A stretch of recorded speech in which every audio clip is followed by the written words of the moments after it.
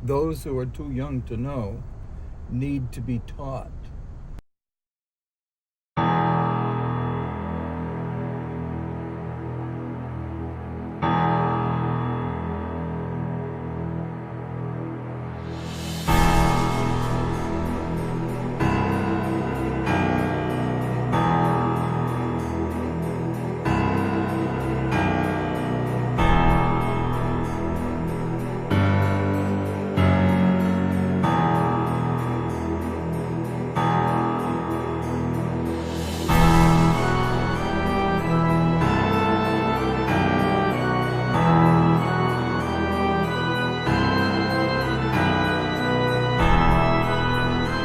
Unbelievable how dumbed down America is. Of course they are. This is why the ruling elite continue to rule. With these fabricated news stories, with Kathy Griffin recently, with this photo shoot with this mask of Donald Trump, like he's beheaded.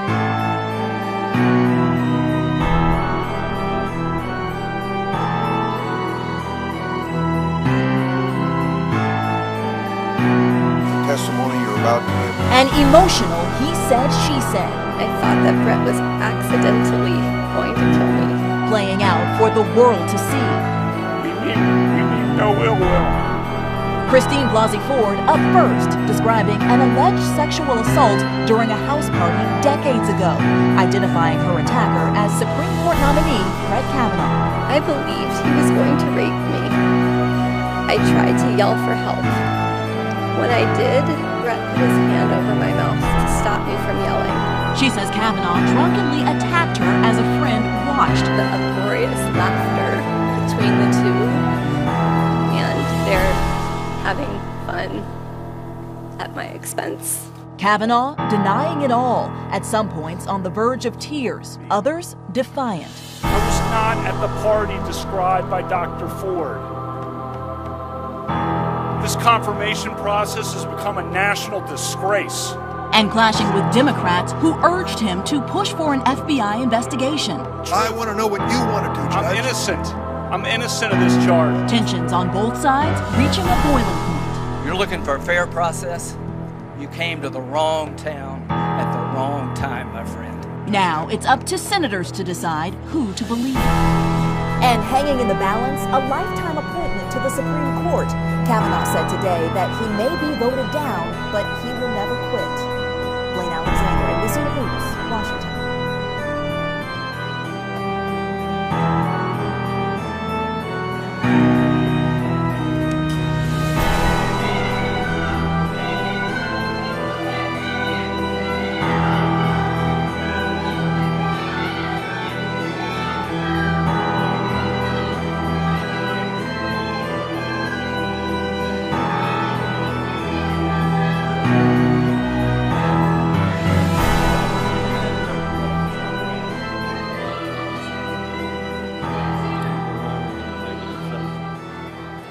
Mr. Chairman, I ask for a roll call vote on my motion to adjourn.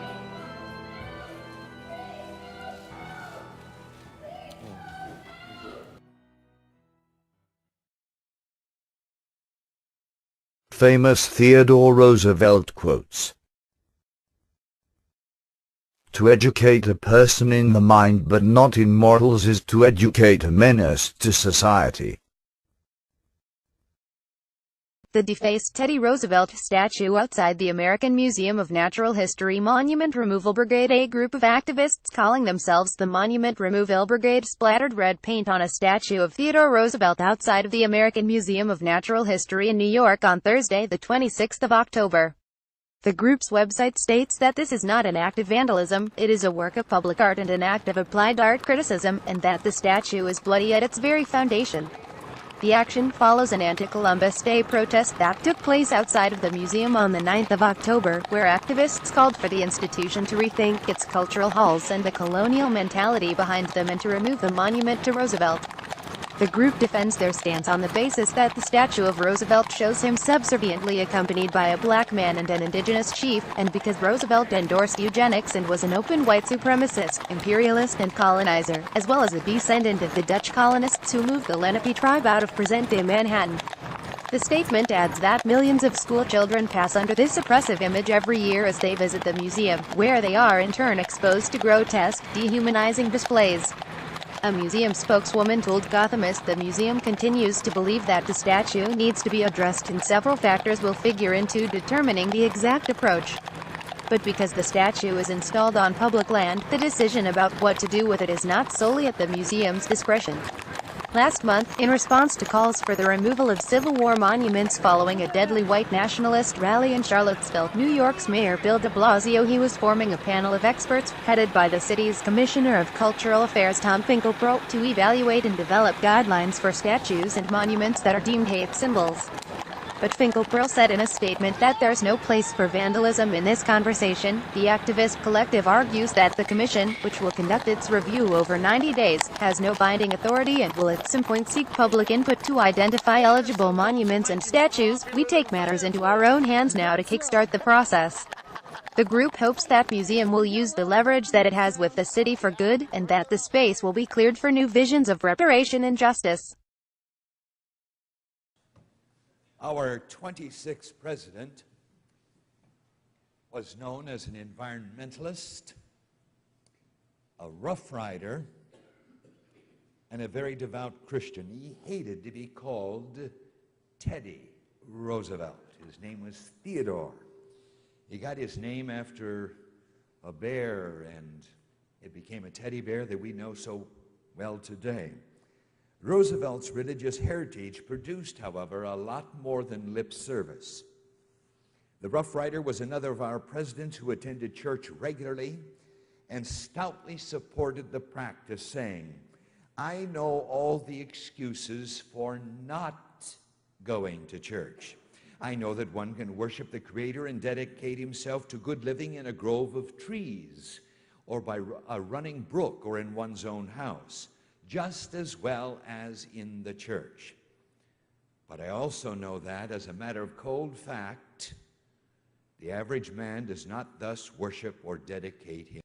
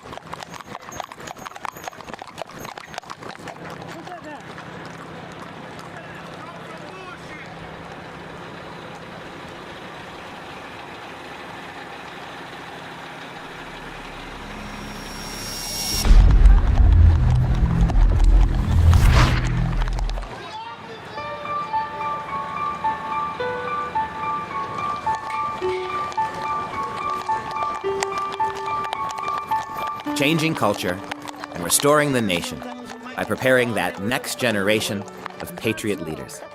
These are the words you see when you walk through the front door at Freedom Project Academy, and it's our vision and purpose here at FPA. As academic director of Freedom Project Academy, I am often asked what separates FPA from all the other online schools. Before mentioning our affordability, our cutting-edge technology, the unique compassion of our teachers, I talk about our commitment to partnering with moms and dads to offer an education that teaches students how to think and never ever what to think. Besides class content, FPA students learn structure, responsibility, organization in every class, life skills that are essential.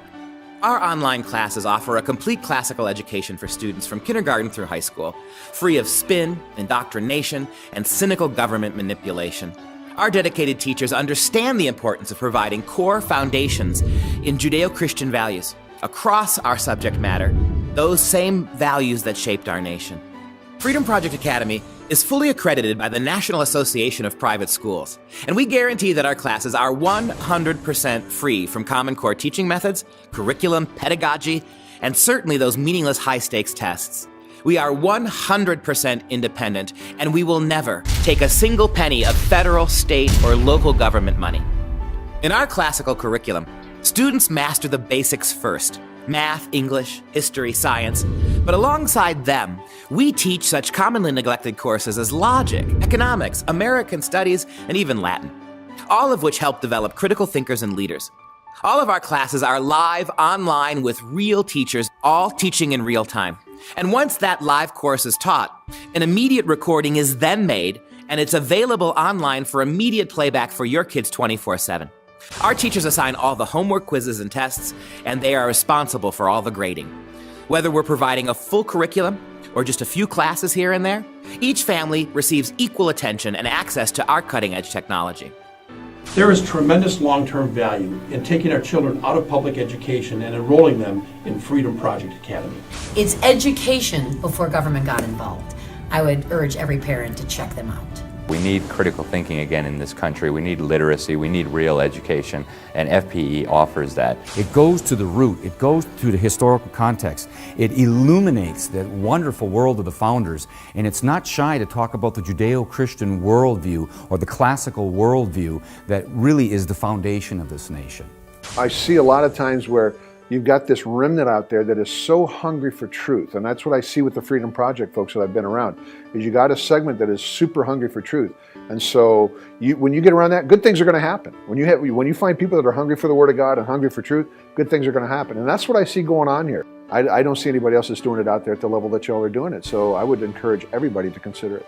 Well, I wanted to send out a message for my friends from Freedom Project Academy. I love these people and what they're doing. They put into practice what we talk about in the movie Indoctrination, where we're talking about the problems of the public school system. Well, they provide an alternative, and an amazing alternative. I'm at the top of the Wallace Monument. This, of course, is a memorial to William Wallace, our great Scottish hero, and of course, he's all about freedom, as is Freedom Project Academy. You have an alternative, a Common Core free alternative to the public school system for those that are interested in quality education.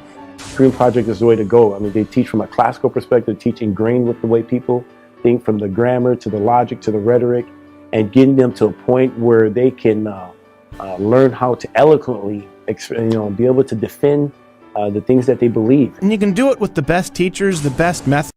Best put in perspective President Theodore Roosevelt's individualistic theology and perspective. My own political hero was Theodore Roosevelt, who, fallible though he was, did not hesitate to assert that righteousness is relevant to politics and all the public affairs of men and of nations. Our 26th President, Theodore Roosevelt. In the first place, we should insist that if the immigrant who comes here in good faith becomes an American and assimilates himself to us, he shall be treated on an exact equality with everyone else. For it is an outrage to discriminate against any such man because of creed, or birthplace, or origin.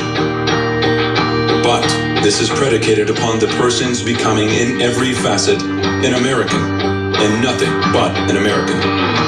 There can be no divided allegiance here. Any man who says he is an American but something else also is not an American at all. We have room for but one flag, the American flag.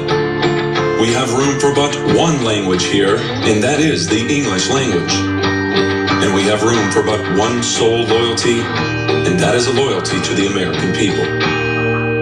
Theodore Roosevelt, our 26th President of the United States. Meanwhile, look at these images. A memorial to fallen border agents cruelly defaced. The National Border Patrol Museum near El Paso vandalized after this protest over the weekend. Actually, a lot of these Border Patrol agents are murderers. That's what they are. They have murdered families. They have murdered youth. They have slashed any humanitarian aid that's given to them at the border. What we had here is an individual that was crossing through the desert walking up the hills up on the side of the mountain. He accidentally slipped. As he slipped, he broke his leg.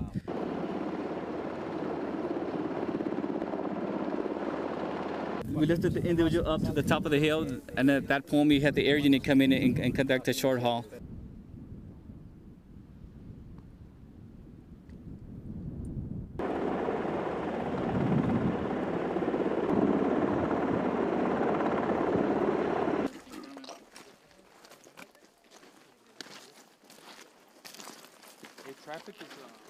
This is one of 22 rescue beacons that we have deployed through the southern part of Arizona.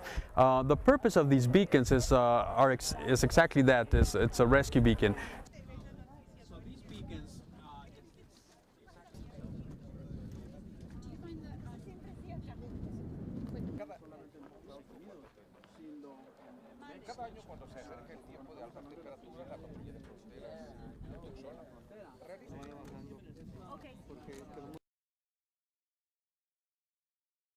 We need to push back in every way we can. Border Patrol Agent Hector Garza is Vice President of the National Border Patrol Council. He joins us with a reaction this morning from Austin. Hector, when you watch those images of those people inside the museum, what goes through your head?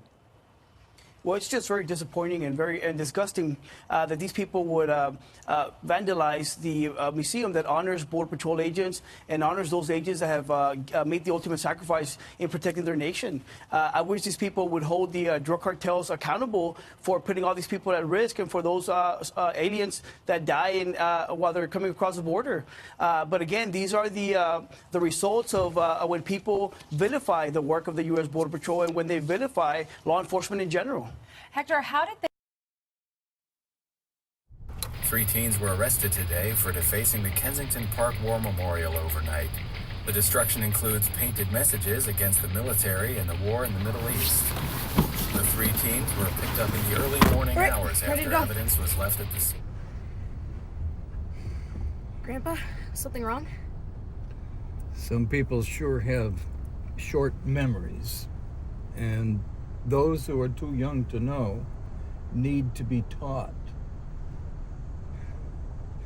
Come on, I want to show you guys something.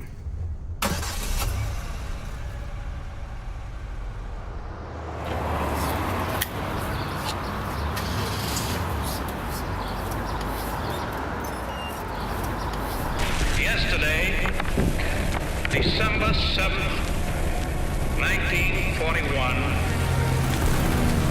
a date which will live in infamy. The United States of America was suddenly and deliberately attacked by naval and air forces of the Empire of Japan.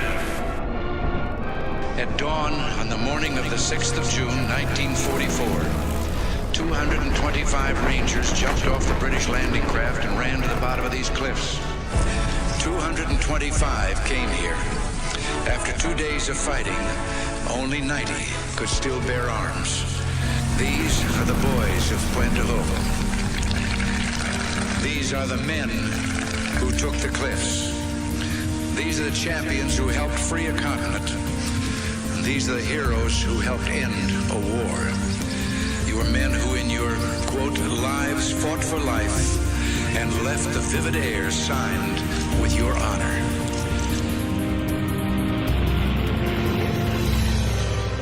In the name of God and country, I learned to defy gravity. To honor my family, I lived in the belly of a beast.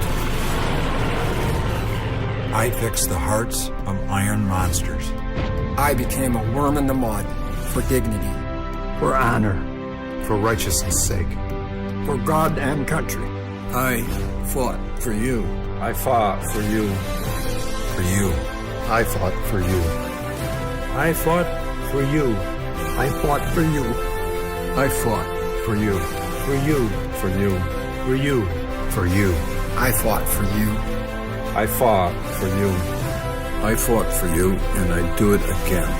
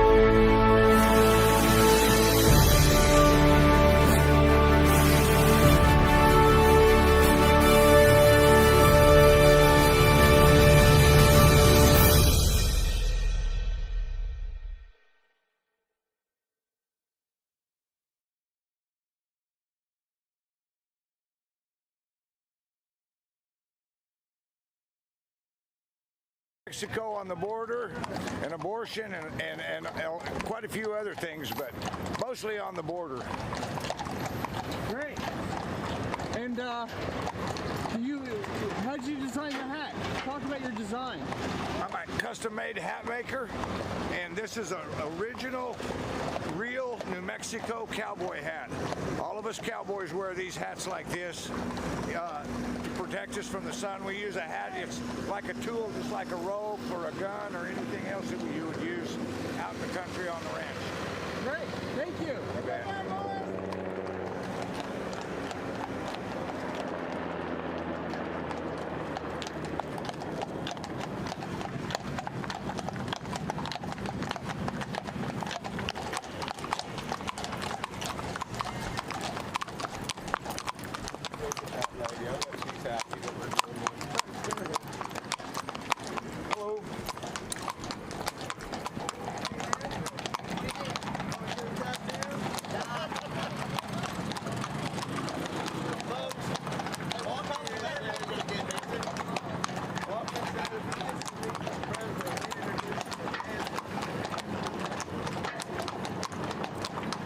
Why are you guys riding into D.C.? Because we're riding to support our president, Donald Trump, and the leadership that he's given to the American people. In our opinion, the president of the United States right now is the first president I've seen in my lifetime who's putting the people first.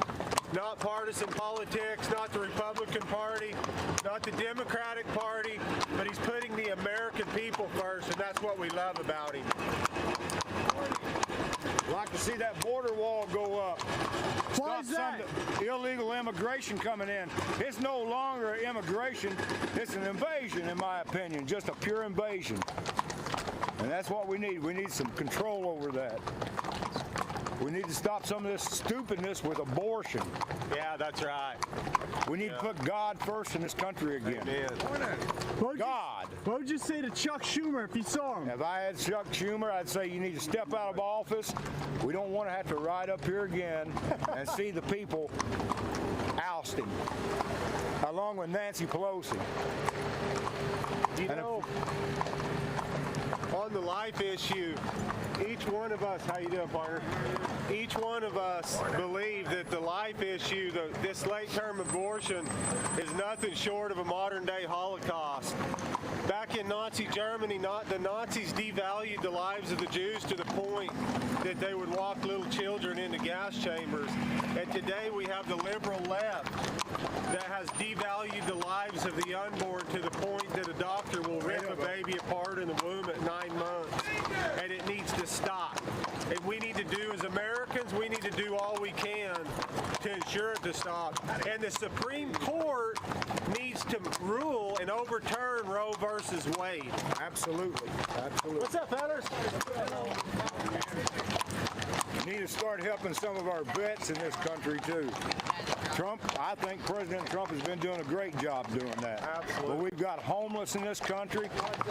We're not saying don't help other people in need, but we need to take care of our own first. Start with America, and that's what we love about our president. Our president is putting the American people first. And if America's not strong, we won't be able to help these other countries. But America needs to stay strong and remain strong, and then that way we can help countries people from other countries. What's up, buddy? Hey, welcome to D.C. Welcome. Yeah! Hard time, boys. Yeah!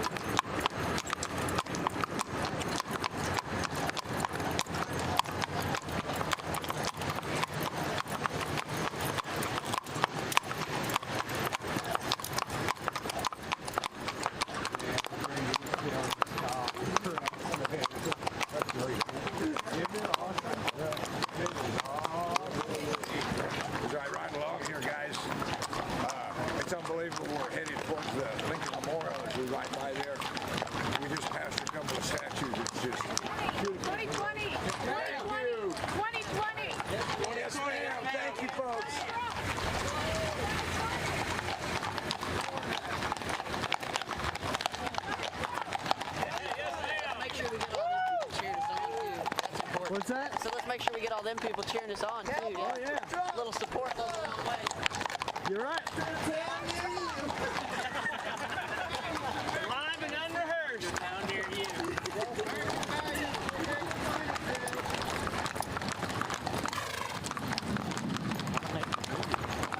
Can he play himself? What's that there? That building. Chill with him. Thank you. Come on. We gotta get you a horse, buddy. We gotta get this guy a horse.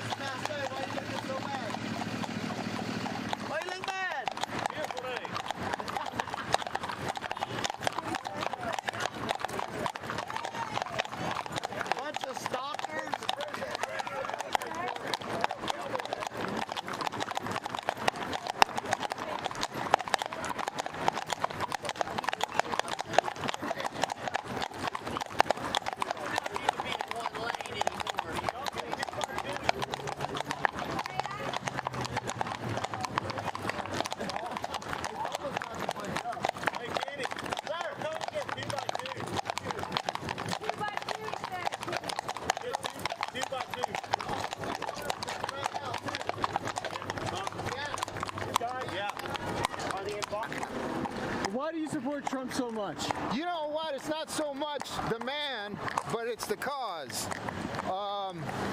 If you get rid of the name Trump and you see an overwhelming majority of people who are fed up with, I love to say Merry Christmas. I love to say God bless you. Even though, I'm Native American Indian. I was raised on baseball, hot dogs, apple pie, and Chevrolet. And baseball, American sports, America. We created a lot of sports, a lot of creativity. And apple pie, the food that we eat, our culture. And then Chevrolet, the ingenuity, not just Chevy, Ford, Buick. Hey, how about our bridges? How about our dams? Ingenuity. There's a reason why we have a program called Modern Marvels. You know what I mean?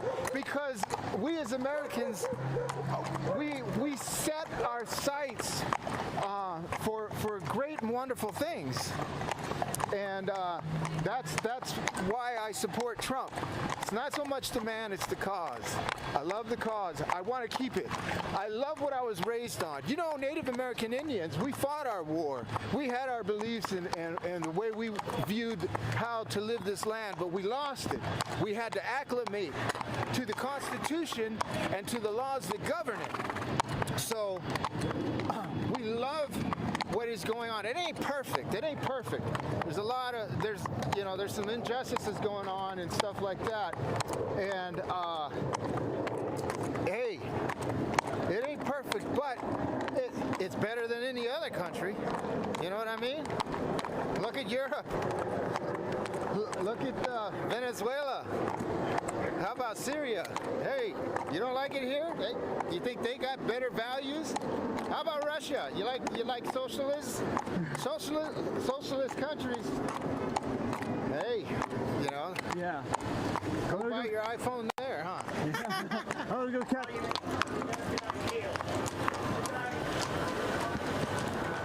Thank you, sir.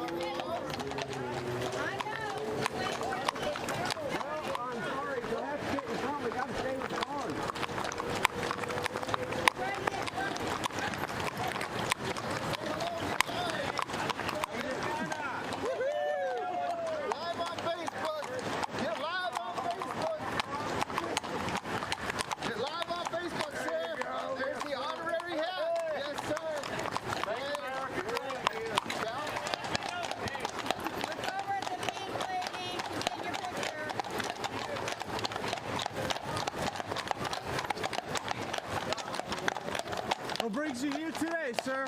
Support our president, support our nation. Try to tell people you can come together from all different places, but we all have to work together to make America great again.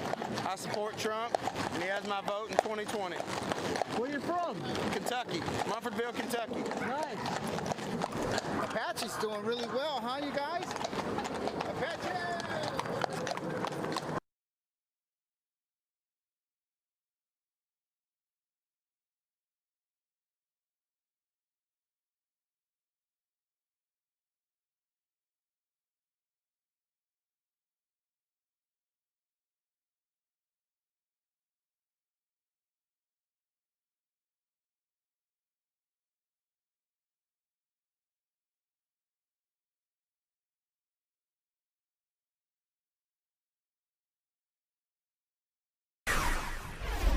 Tomorrow, House Democrats will introduce a resolution to block Donald Trump's national emergency at the southern border that he declared to pay for his wall. In a letter, House Speaker Nancy Pelosi wrote, the president's decision to go outside the bounds of the law to try to get what he failed to achieve in the constitutional legislative process violates the Constitution and must be terminated.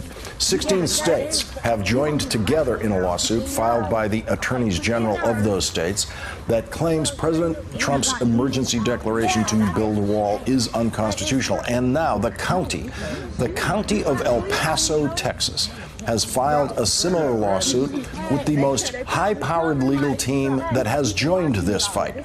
Harvard Law School's constitutional law professor Lawrence Tribe is co-counsel on the El Paso County case, along with Stuart Gerson, a former assistant attorney general in the Republican administration of President George H.W. Bush. And we are now lucky to have them both here tonight to discuss this new lawsuit. And Professor Tribe, what is different about your lawsuit compared to the attorneys general lawsuit? Sweeping south and is headed up north. Well, our lawsuit really about this, I want you to run is for the focused on El Paso, which is ground zero of the president's attack on the rule of law and the Constitution. We're making arguments that are, to some extent, similar. We're arguing that the power of the purse belongs to Congress, that the president's invocation of the National Emergency Act is completely bogus. There was no emergency, as he said himself. He didn't need to do this. And more than that, and perhaps in greater detail than any of the other suits, we are pointing to all of the laws that the president claims are triggered by the emergency and showing that none of them authorize what he plans to do to a town like El Paso, where 800,000 people are living peaceful lives and do not need to have their lives disrupted by a president who claims that it's going to be a center of criminality unless he gets to build a massive wall to protect it. Stuart Gerson, does your lawsuit claim particular damage to El Paso County? Well, the question that El Paso County first faces Donna Liz, it was eye-opening to see the impact of what this drug is doing firsthand. It is sad, it's scary, and it's happening in our own backyard. It's just getting ridiculous, and I seen the first time I ever had to deal with any type of people on drugs, it was my wife and her boyfriend. So, you know, naturally, I came home from work and I started hearing some moaning from my bedroom, and I had to go figure it out what was going on. So I went in there and I said, boom, boom, bam! I shot up in that door like that, and the door flung open, and I seen, guess what I saw? I saw them with a double-sided dildo with their ass smashed together. That would allow them to be I said, to the hold Ninth up, Circuit, which wait the a minute, thinks is the something most ain't right. liberal, These motherfuckers look like cat dogs. Circuit in the So I country. say, what the Professor hell Tribe, going on you're up not here? gonna be in the Ninth Circuit. He gonna turn around and say, more challenging and she gonna say, meow. Appeal I said, oh environment hell, something got to be wrong. That's the first time I ever came into contact with what these drugs are doing to the community. District of For Texas. anybody who thinks that they We want don't to try think that heroin, this is a situation where liberal this is has how to you're face going off to against eventually conservative. end up. The values of the U.S. Constitution, Put your the mom values next that to your say that the bedside, president cannot crying. simply ask Congress for saying money, and when goodbye. Congress refuses to give it to him, grab it himself. Those values should be values that count for every bit as much in the Fifth Circuit as the Ninth, and indeed in the U.S. Supreme Court. So we are not forum shopping. We are bringing the lawsuit where the damage is experienced, and we expect to have a serious chance to win because we think we are completely right. And the very fact that Stuart Gerson and I are on the same side here, even though we are ideologically in very different places on most issues, I think nicely illustrates that the Constitution at this level is not a partisan document. Let's listen to something the President said in the Rose Garden that will appear in all of these lawsuits. I want to do it faster. I could do the wall over a longer period of time. I didn't need to do this, but I'd rather do it much faster. Stuart Gerson, President Eisenhower wanted to build the interstate highway system faster than we did, but they built it when they could, as fast as they could. You could say that about an awful lot of federal building projects. We'd like to build it faster. All right, I'll stop the video. Well, the president has no engine, Charlie Wilson, to help him. But that aside, the president, in a sense, is whipsawing himself. In one sense, he's saying, well, this thing is going faster. I want to do it immediately. That buttresses the standing and ripeness of the matter for El Paso County and its co-plaintiffs. On the other hand, he's also suggesting the bogus nature of this emergency. I want to just hearken to something that Larry Tribe just said. We're not unhappy in the Fifth Circuit. Sure, there are plenty of conservative judges that are sitting, but the position that we're arguing constitutionally is a fundamentally conservative one. As I suggested to Professor Tribe this afternoon, I'd expect James Madison and Alexander Hamilton to be on our side if they were around today. This strikes at the heart of what the framers were attempting to do, which was to prevent the concentration of power and a turn towards the tyranny that was rejected by the American Revolution. This is a fundamentally conservative position.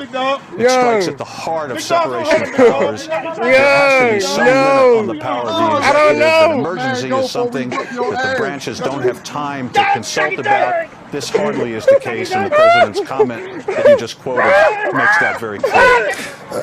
Professor Tribe, in your long experience at the law and so many very important cases and cases that you've taken to the United States Supreme Court, have you ever been on the opposite side of a litigant who was so helpful to your case in public comments that you could then simply type right into your brief to support your position?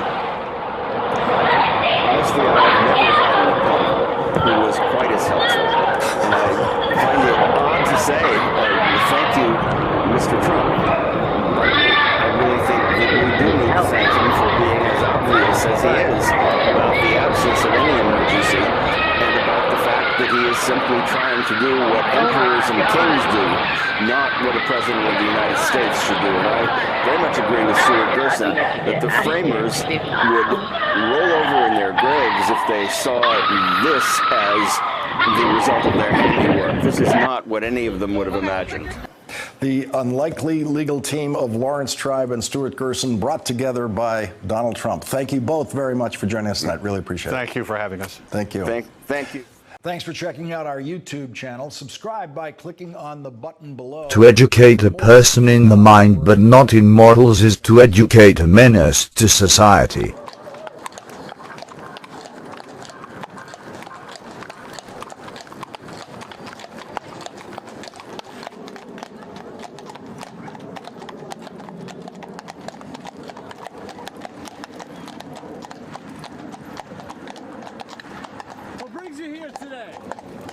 Well, mainly to push the wall. We need a wall. We need some security. It sounds like we're going to get one eventually. So now we're just riding to support our president. We like some of the things he's doing for the working class. He needs to keep up the good work, and we need to get him in office in 2020. So what do you think, what would you say to Democrats who are fighting the effort to build a wall at our southern border in certain areas? If they're not for a wall, they need to move out of gated communities, take their fence down, and leave their front doors unlocked so it's accessible to all the citizens of the U.S. I mean, if you're not for walls, Why do we live in houses? Why do we lock our doors? Why do we put fences up to keep other animals out, dogs, for instance? I'm not saying the people coming across the border are dogs or animals, but it's a little security for us. Thank you. Thank you.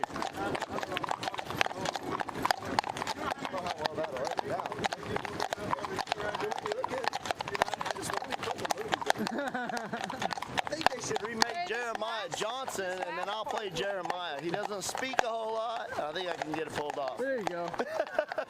All right.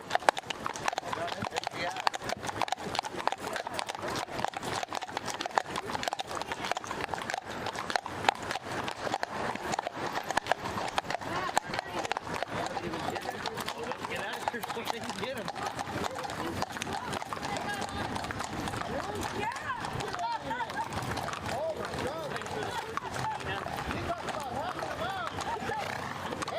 Doing all right?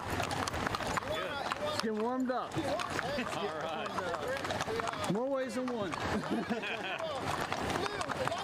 Why are you here today?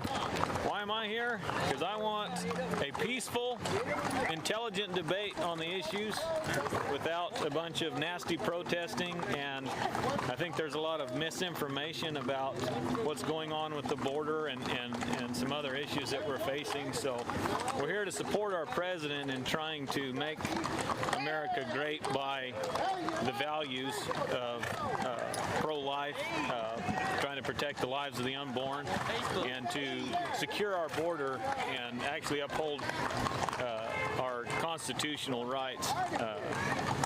Oh, look, we got a bunch of kids in MAGA hats over there. All right.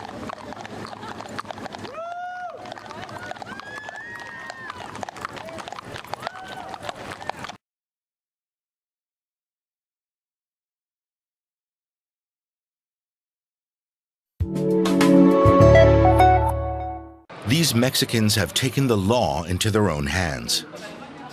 They say they can't rely on the police to defend their communities against drug gangs. There were kidnappings daily, 3, 4, 5 a day. Normal people were being killed. This is a small town near the resort of Acapulco. Berna, a photojournalist, wants to show us how the cartels are undermining law and order in the whole region. Then there's commotion. Gangs are reported nearby and the vigilantes set off. It's not safe to go along. There could be clashes. It's better to wait here. Just a few days earlier, Berna found himself in the crossfire.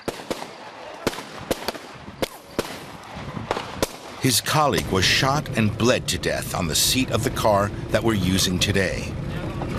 Death is constantly on Berna's mind.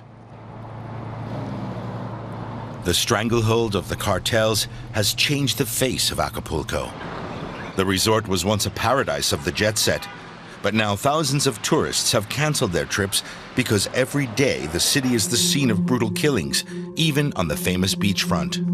Prior to being murdered, victims face torture. The terror has caused people to fall silent. Those who do speak out are killed and endanger their families. It breaks my heart to see children and pregnant women being killed, but what can I do? Nothing. Abandoned police stations. The gangs have literally scared them away with gunfire. The police are outgunned by the thugs. They often receive no salaries. The money is funneled to politicians instead. An officer tells us anonymously that some police officers go on strike while others decide to work for the gangs. Unfortunately, all levels of state security have been infiltrated. All of them. We meet with some angry teachers. One of their colleagues was just shot dead. We teachers are being extorted. They kidnap us, and whoever can't pay a ransom is killed. Drugs, human and organ trafficking, and extortion bring in millions of euros for the cartels. We enter the neighborhood where the teacher was murdered. A new gang has recently moved in, and the area is very dangerous. Only the residents who can't leave remain. A 2-year-old was killed here. In this car, 2 people were beaten to death. Almost every corner has been the scene of murder. We have to quickly hide the camera. Berna has spotted a lookout. They are often not older than 14, and the killers, who have become increasingly brutal, are the same age. One said he's high on drugs sometimes. That's how he gouged out people's eyes and tore the skin off their faces while they were alive. Violence prevails on the streets of Acapulco, not the rule of law. It's getting dark and it's too dangerous for us to continue filming. But Berna doesn't allow the threat of the cartels to prevent him from doing his work.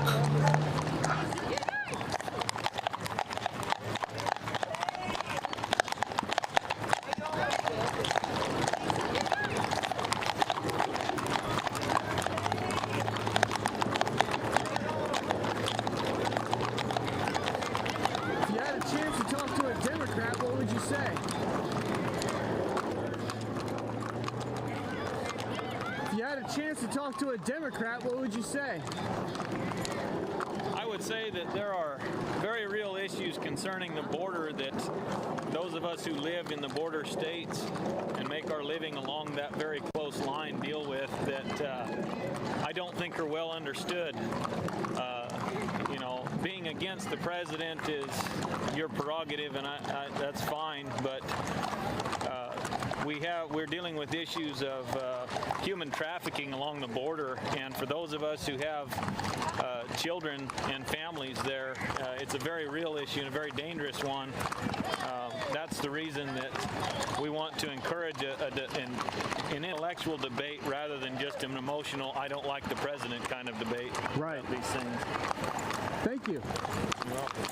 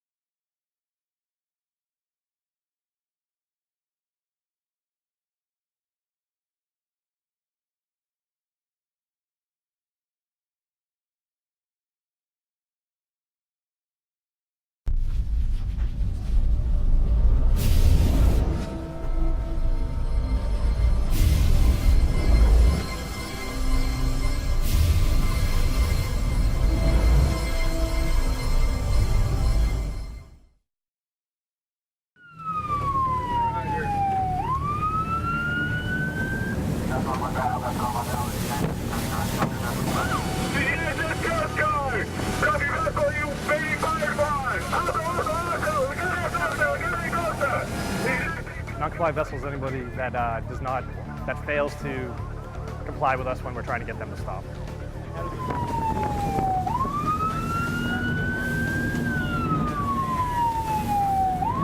Tracking, I got a shot.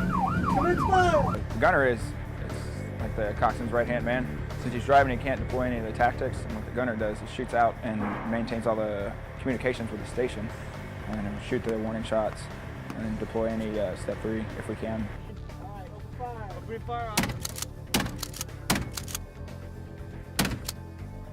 We hit just about perfect shots every time, so we have good confidence, and that's part of the reason we're down here, is to practice that and evaluate the ability of the gunner to shoot the engine and not miss. If they do miss, they won't be certified today in our exercise, and they won't be authorized to shoot in a real life scenario.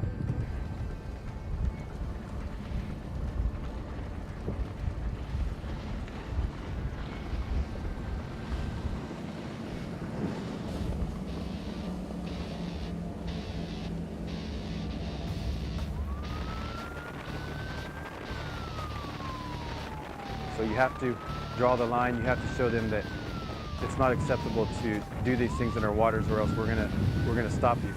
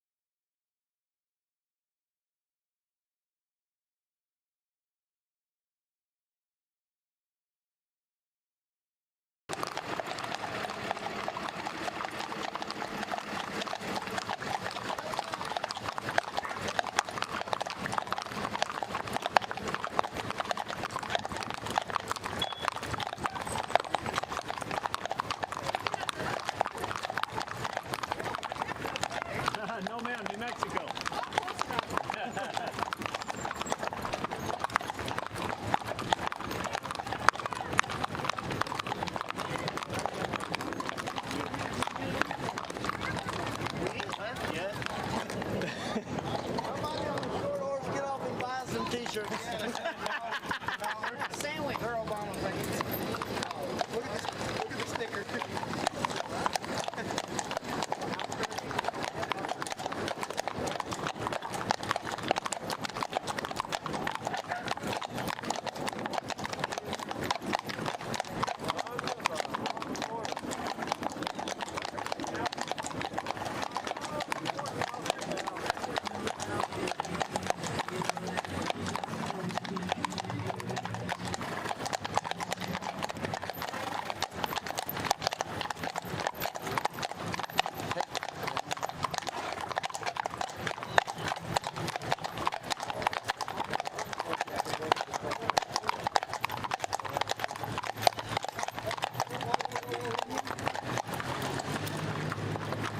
What chat is that?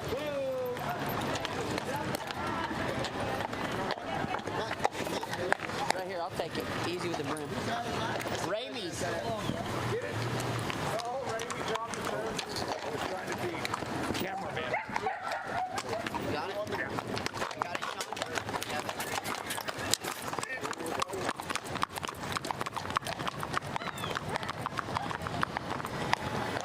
This horse will hold still. Whoa.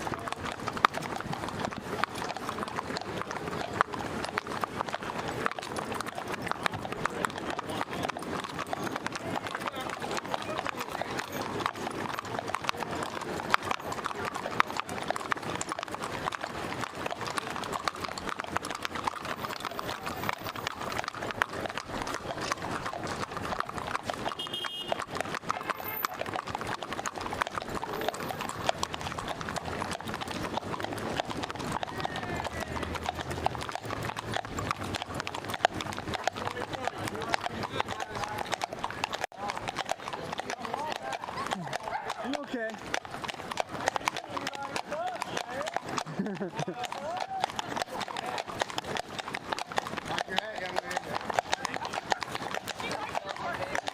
I like your horse. Thank you.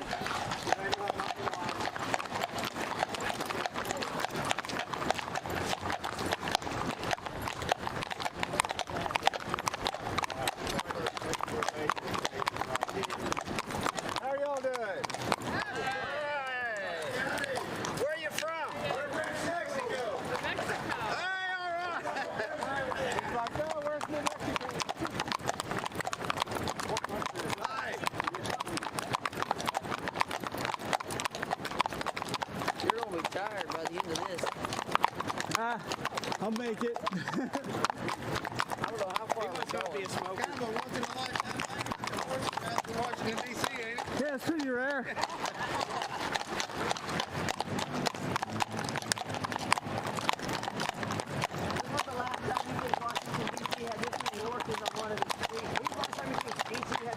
Cowboy hats.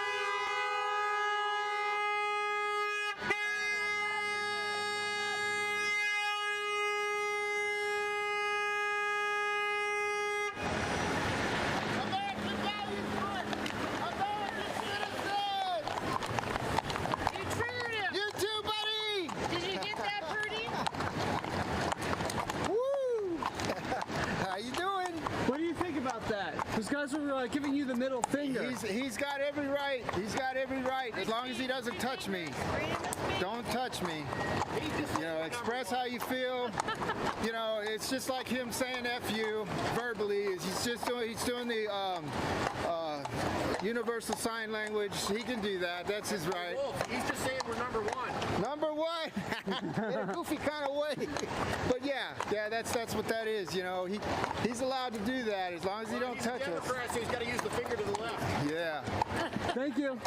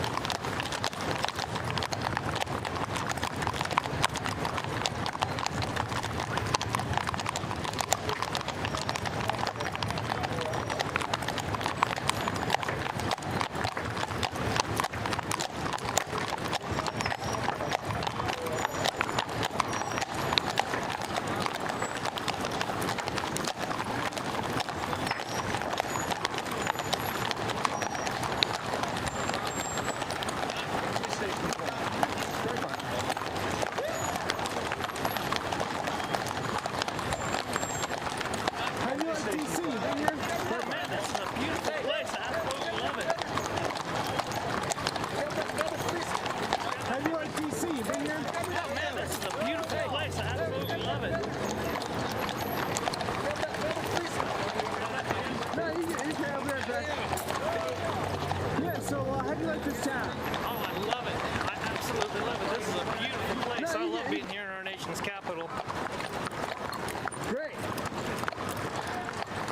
What would you tell Trump if you had the chance? Keep up the good work. We're behind you. Thank you. Know where we're at yet?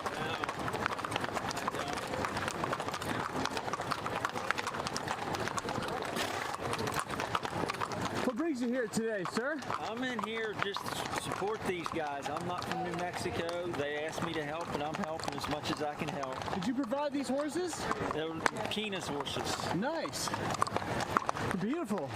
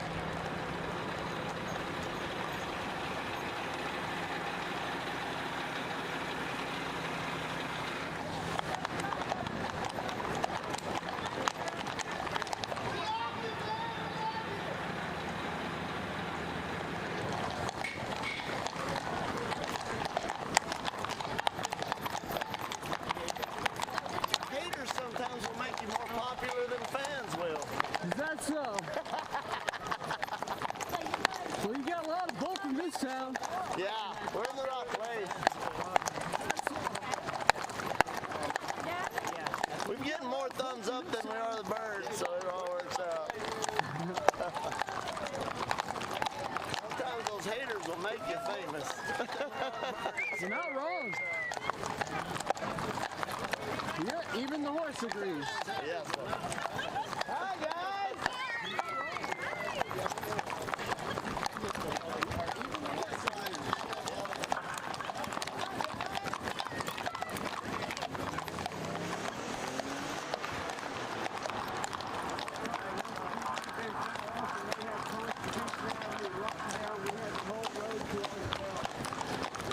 Stand by, folks. I'm going to switch the battery. It's sure to be right back, so hang tight. Stand by, folks. I'm going to switch the battery. It's sure to be right back, so hang tight.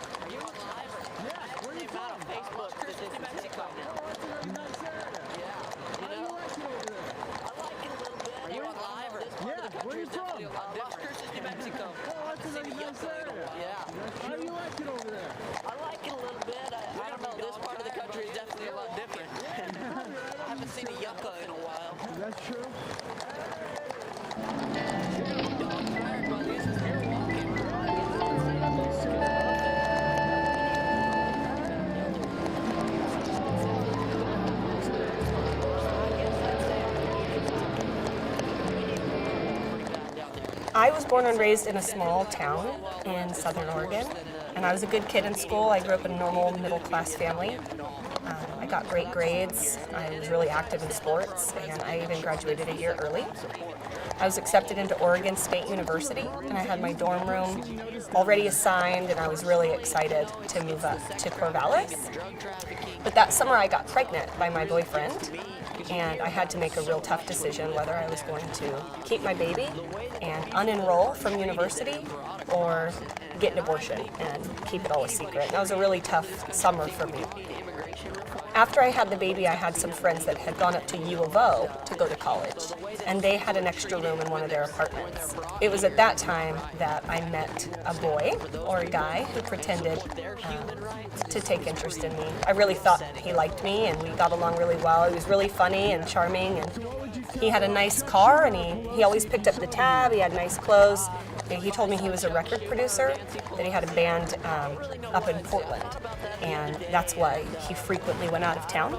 There's a saying that says when you take a child by the hand, you take the mother by the heart, and I really think that's what happened for me, because I had this new little girl and this man who showed this desperate attention towards her, like he wanted to really help make this family that I really wanted for my daughter. And he invited me to move in with him after about 6 months of dating, and I was really excited. And I brought him down to Southern Oregon to meet my family, and everything seemed fine until we arrived in Las Vegas. He said we were moving there because that was the entertainment capital of the world, and being a record producer and having a band, that's where they were going to get the most gigs and the most jobs, and that's where his job was leading him. So I desperately wanted to go with him, to be with him, and to start this family that he promised me. He pulled up to an escort service, and he said, "This is how it works in Vegas. I've spent a lot of money to get you here. I put first and last on an apartment. I filled your fridge up with food, and you're going to need to earn that money back."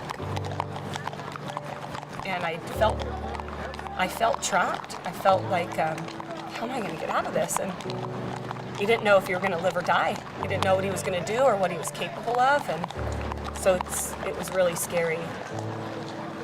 I can remember just running through the casino thinking, these people don't even have a clue what's going on. They're just, cha-ching, cha-ching, Las Vegas, yay! And they're doing all this stuff, and I'm running for my life. I'm running from a man that has forced me into doing things that I didn't want to do. When you have a trafficker that's waiting at home with your child and says, if you don't bring home $1,500, you're going to find your daughter out on the corner, I think I was probably more frightened to go home than I was to be in the room. Because if you got robbed, it was your fault for being stupid. If you got raped, it was your fault for not watching your back. Anything that happened to you was typically your fault, and you incurred more punishment for allowing those things to happen to you. So it made me always walk in fear of your trafficker.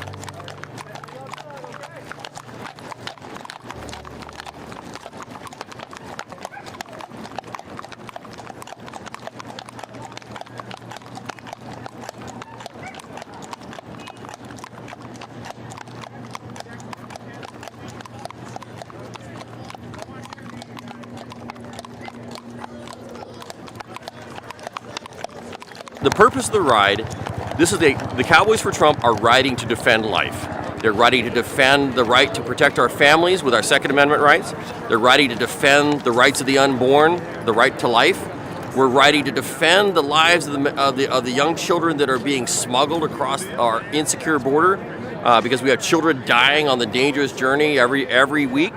And at the same time, we're riding to defend the lives of the brave men and women of the Customs and Border Protection, because they need a physical barrier, technological infrastructure, and human capital to be able to do their jobs every single day. A lot of us on this ride are from New Mexico. I live actually on the border in Doñana County, inside what's called the border exclusion zone, so we deal with illegal immigration every single day. My best friend's younger brother was killed by an illegal alien who had been deported 4 times.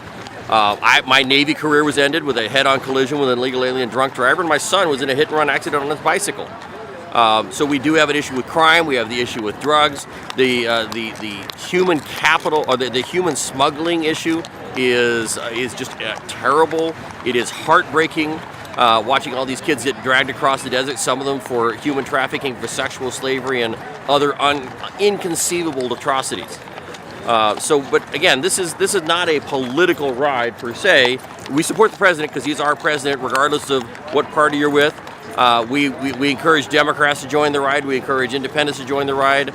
This is something where we are trying to say that we need a secure southern border. We need to defend life, and we need to defend the lives of the unborn. We need to defend the lives of the brave men and women of Customs and Border Protection. And we need the right to defend our families and our loved ones with our Second Amendment rights. And unfortunately, all of those are under assault in New Mexico.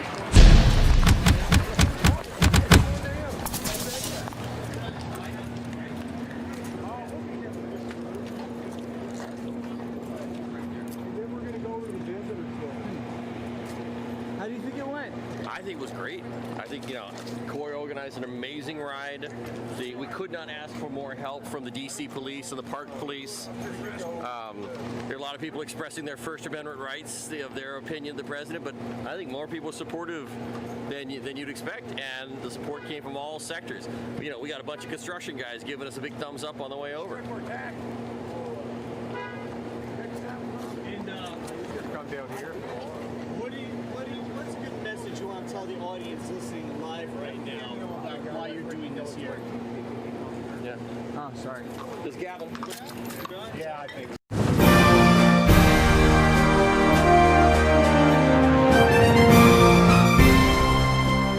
We look at our country, and polling shows that more than 3/4 of the nation thinks that we're headed in the wrong direction.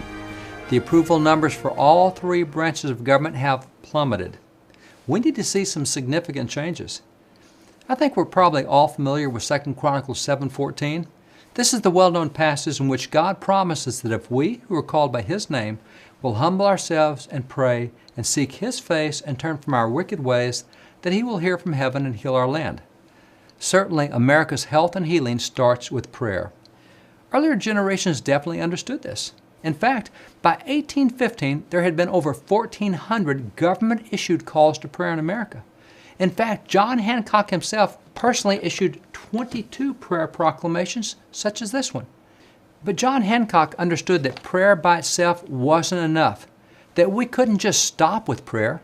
As he admonished citizens in his day, "I urge you, by all that is dear, by all that is honorable, by all that is sacred, not only that you pray, but that you act." We must seek God and appeal to Him for help, but then we must also do everything we can to make a difference. Remember 2 Chronicles 7:14? We're to pray. But it also says that we're to turn from our wicked ways, and that includes our inactivity and non-involvement, our sitting on the sidelines, particularly with regard to what goes on in our government. This is part of the wicked ways from which American Christians in particular must turn.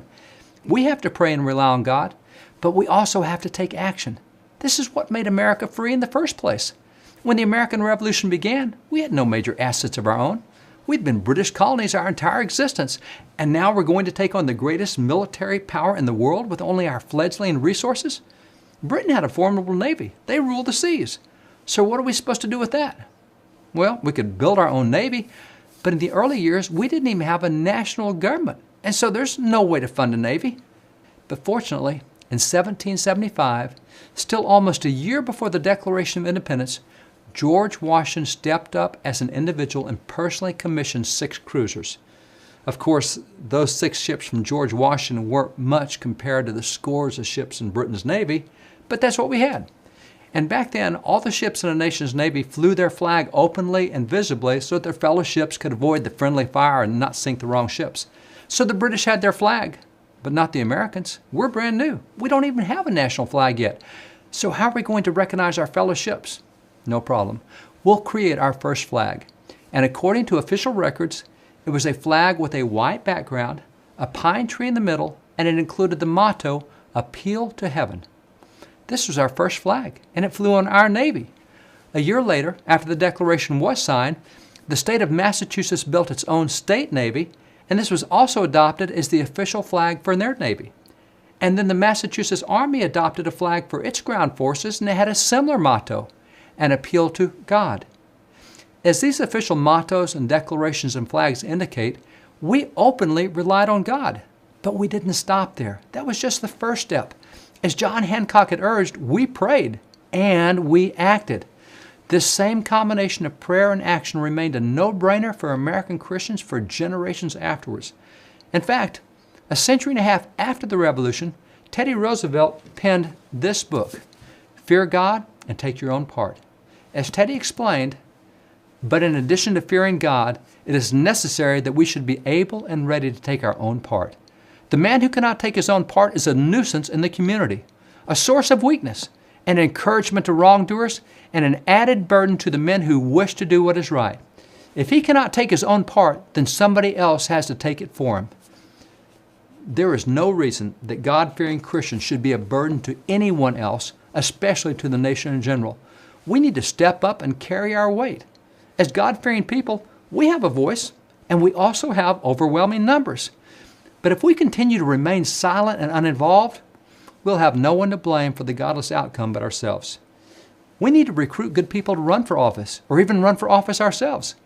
We need to speak out about what's going on around us, but we absolutely, definitely, unequivocally must vote. That's not optional. Voting is not a right, it's a duty, and we will answer to God for what we do or what we don't do with our vote. So we do have to appeal to God, but we also have to take action, and now is the time that we must get involved.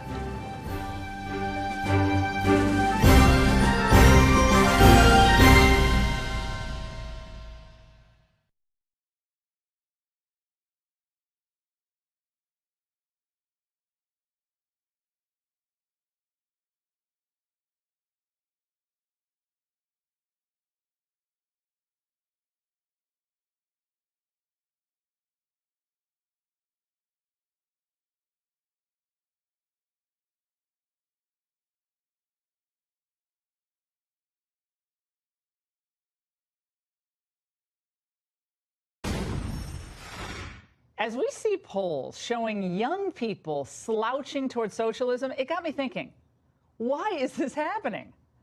Why would they embrace a system that has proven itself such a colossal failure?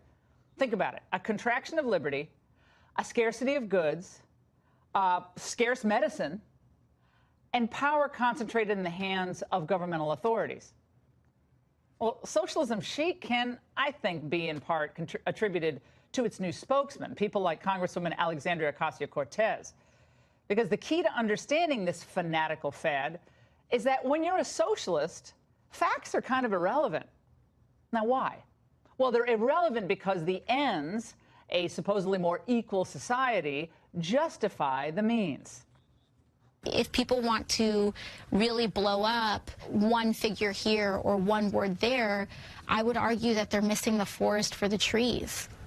I think that there's a lot of people more concerned about being precisely, factually, and semantically correct than about being morally right. Okay, but what is the source of your morality, AOC? Well, it's morality according to whom? Marx, Engels, someone else? And I thought we weren't supposed to impose our morality on others when it came to issues like life or marriage, but when a liberal claims moral superiority, all the rules change. Now consider the situation on campuses today. Free thought and free speech have been marginalized or altogether obliterated.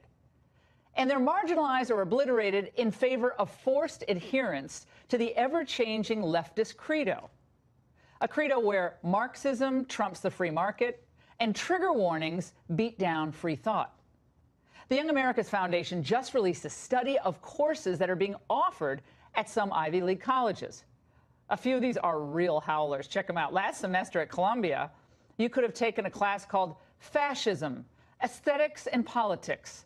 The election of President Donald Trump has renewed interest in the examination of fascism as an ideology, as a political movement, and as a form of governance. Last fall at Cornell, students took Histories of the Apocalypse, from Nostradamus to nuclear winter, Brexit immigration, and the election of Donald Trump have all been recently heralded as signs of an imminent apocalypse. Very understated. And then at Harvard, why not pay $70,000 a year in tuition to study, quote, journalism in the age of Trump?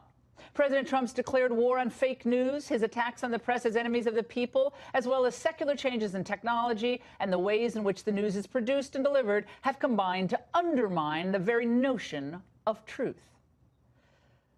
The political indoctrination is one aspect of what universities are doing to mess with young minds, but there's a lot more. Parents also pay hundreds of thousands of dollars in total for their kids to marinate in an entitled, it's kind of a pseudo-intellectual grievance culture. Professors and administrators have founded their own type of religion, whose adherents are required to embrace manufactured anger and complete oppression. Now, consider the case of a small school called the Evergreen State College. Documentarian Mike Nana captured this rise of leftist authoritarianism in real time. And he interviewed professors who could see the ideology of racism and white privilege suffocating free expression on campus. Now, check this out. These are actual faculty members of Evergreen State College. Racism exists today in both traditional and modern forms. Racism is an institutionalized, multi-layered, multi-level system that distributes unequal power and resources between white people and people of color as socially identified, and disproportionately benefits whites. The racial status quo is comfortable for most whites. Therefore, anything that maintains white comfort is suspect. Well, these professor activists have a very ambitious agenda and a very dark, ominous view of life in 21st century America. We galvanize white privilege in the form of curriculum, exalting white canons of fine art, literature, theory, and scientific thinking. More so, if we don't examine how those canons are made. Well, these people sound like they're cult members, not faculty members. I believe Evergreen can create a more vibrant community of anti-racist activists on our staff and faculty and among our students, if we break our 45-year pattern of occasionally turning toward these issues briefly with deep but short-run commitment that fades, fades, and fades. I'm fading. Okay. It doesn't matter that students or faculty on campus don't really show signs of racism, or it doesn't matter that they engage in racism, because to this thinking, racism is just in the air. It's in the water of our country's founding. So anyone who fails to stand and fight against this oppressive backdrop is guilty. So minorities in this view are cast as perpetual victims, and the universities then reward them for wearing the I'm oppressed chips on their shoulders. Here's just a sample of what the groupthink sounds like. This is a meeting of the Evergreen State College Equity Council, and the guest speaker, Robin D'Angelo. There's a sea of people engaged in a shared delusion, and then there's a few people witnessing the delusion and isolated, unable to exchange words or anything. That sense of being alone in a crowd is profound. An anti-racist frame understands racism as a system. While individual players partake in it, it's not dependent on individual players. Right? It's embedded in the fabric of the society, and it functions to ensure an unequal distribution of basically everything between people of color as a whole and white people as a whole. Now, note the almost religious certitude that these radicals possess. This is their religion, because they are the oracles, and anyone who does not accept their ideology, their religious fervor, is simply unjust. You're a racist if you don't accept it. And thus, you must be resisted and driven into silence on a college campus at all costs. This is a kind of mental totalitarianism, and it's not just confined to faculty meetings or classrooms. Students are being brainwashed into accepting this groupthink. Now, a few weeks ago, Dinesh D'Souza spoke at our alma mater of Dartmouth College and was greeted this way. Racist, go home, racist, go home, racist, go home, racist, go home, racist. That's very tolerant, isn't it? Now, how can they get away with treating an Indian, an immigrant, and a person of color, let alone an alum of the college, that way? Well, because as a conservative, Dinesh does not count. He doesn't buy into their oppression narrative, so he's just as guilty as a white, unwoke lacrosse player who grew up in Greenwich, who goes to an Ivy League school. And my friends, this victimhood obsession, of course, has infected now society at large because they want us all to live on their college campus. Think about this Jussie Smollett case. Even when his wild allegations couldn't be substantiated, even after it appears that Smollett himself organized the attack he initially blamed on MAGA-hatted wearing racists, and even after he was charged with filing a false police report, in the eyes of these folks, none of it matters. He ultimately gets a pass in their eyes because the story fit the left's narrative. And he is morally right in their eyes, even if kind of confused and sad regarding these current set of facts. And regardless of facts anyway, Trump and his followers are, according to them, violent racists. And if you disagree with that, well, you're a racist yourself. Playing by the university rule book, well, dissent is not allowed. And liberal victims, fake or otherwise, are entitled to mercy. 20th Century Fox issued a statement today reading, Jussie Smollett continues to be a consummate professional on set, and as we have previously stated, he is not being written out of the show. We'll see if that changes with the news tonight. I'm telling you, redemption is almost limitless when you're a liberal, I guess. The governor and lieutenant governor of Virginia know all about that. Roseanne, though, wow, she's still waiting for her letter of apology. As parents, we have to use these examples to remind our children of what is expected of them. Teach them to respect themselves and, of course, their fellow man. To halt the spread of this victimhood menace, we have to teach kids to be self-reliant and self-sufficient. Because if you're a victim, you're going to need to be saved. And the left believes your savior is the government. I say no thanks. I'll leave that to Jesus Christ. Thank you very much. But we have all, put this all aside for a moment, we have all been given gifts by the Almighty. A soul, a heart and mind, capable of changing things for the better and making good choices out of our own free will. And when you start to cling to victim status, you're just giving away your power. You're letting others define you. We Americans, we're a lot better than that. And our kids deserve better than what they're being fed on college campuses. So let's expose the frauds and encourage more personal responsibility. And I bet we'll all be happier. And that's The Angle.